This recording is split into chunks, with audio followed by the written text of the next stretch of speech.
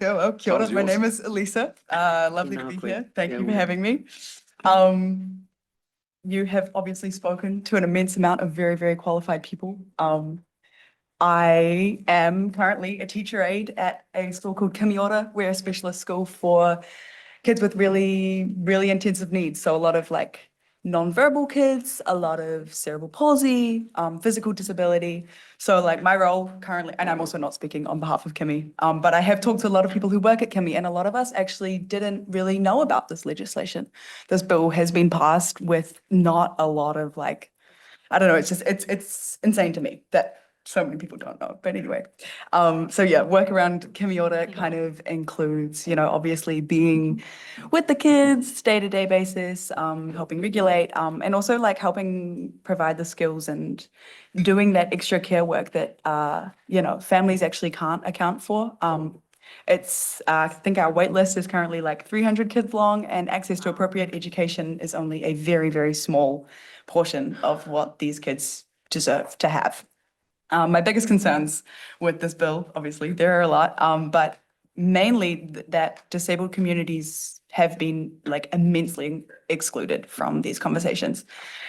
The disabled community has not been consulted. The government's own regulatory impact statement and acknowledges that the bill was developed and introduced without the consultation with disabled communities, and acknowledges this as a risk of inconsistency with the UN Convention on the Rights of Persons with Disabilities. It also stripped complaint pathways for disabled people around healthcare and matters under the bill, rights that every other New Zealander has access to. As you've heard from so many people today, but like family pressure, it's disproportional. The means testing in this context simply transfers the cost of disability from the state to the disabled person and their family.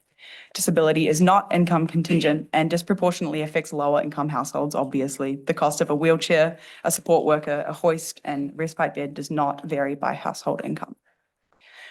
We also have proportional pressure on women, low income and Pacifica families. I mean, it's such a given that it's insane to me that this isn't considered at all in this legislation. Family carers in question are often women, often older, often Māori or Pacifica, and have already spent years navigating a system that under-recognizes their work.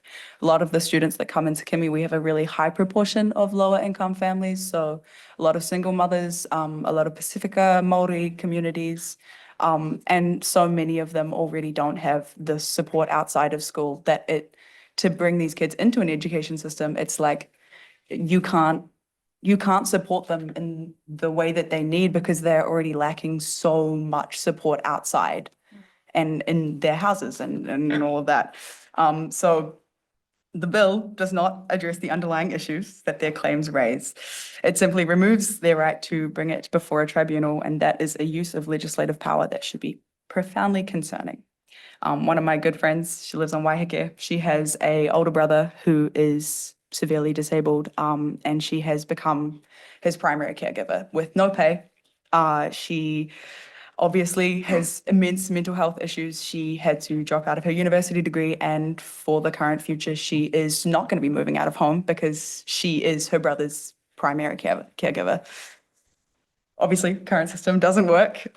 So why are we trying to make it harder? Which it is what it feels like this legislation does. Obviously, I would recommend that this bill does not proceed. And if the bill proceeds in any form, means testing powers should be removed entirely. Schedule 1, Clause 10, which extinguishes the active employment relations authority claims by family caregivers, should be removed in its entirety. And those claims should be allowed to proceed through the existing tribunal. The families first. I liked what someone said about family substitution. Thought that was lit. But that principle in Clause 8 should either be removed or substantially redrafted. Look, I think the solution here is to listen to all of the people that are coming before you. These are people with real lived experience, which I understand could probably feel, from a beehive tower, maybe it's a little bit. But yeah, these are the people that you guys promised to serve, and they are not being served. Creating legislation that includes disabled communities in the conversation is important, and that actually aims to support individual disability disabilities and their people and their families, and target real systemic issues that create circumstances in which disabled people struggle to merely exist.